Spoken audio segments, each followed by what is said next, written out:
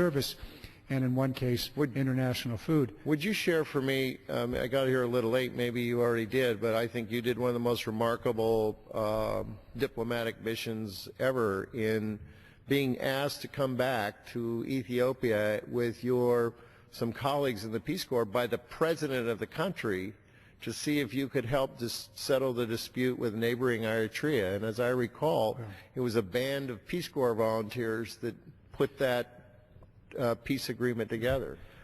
Well, it really speaks to the thousands of Peace Corps volunteers that worked in Ethiopia and Eritrea. In the late 90s, a war broke out between those two countries.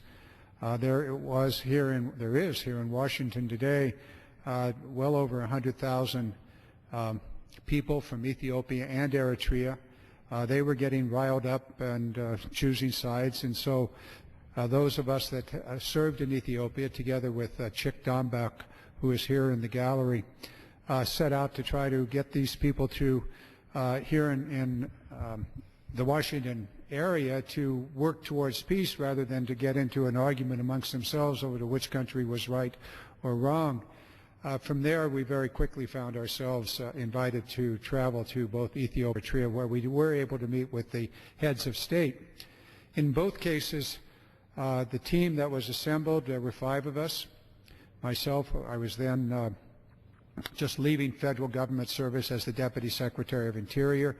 Mr. Dombak had just left the Returned Peace Corps Volunteer Association, the National Returned Peace Corps Volunteer Association, a federal appellate court judge who had served in Ethiopia, who was then on the bench in Arizona in the 7th Circuit or the 9th Circuit. Mike McCaskey, who was then the president of the Chicago Bears, and another fellow who was deeply involved in African relief issues. And we journeyed and we sat down and met with first the president of Eritrea and had a 3-hour conversation with him about the war and why the war was underway, what their goals, what his goals were. We then traveled to Addis Ababa, Ethiopia, where we met first with the foreign minister of Ethiopia, who actually was a student of Mike McCaskey. And they talked about it, and there was this bond that was immediately established between them. And shortly thereafter, the foreign minister arranged a meeting with Prime Minister Meles.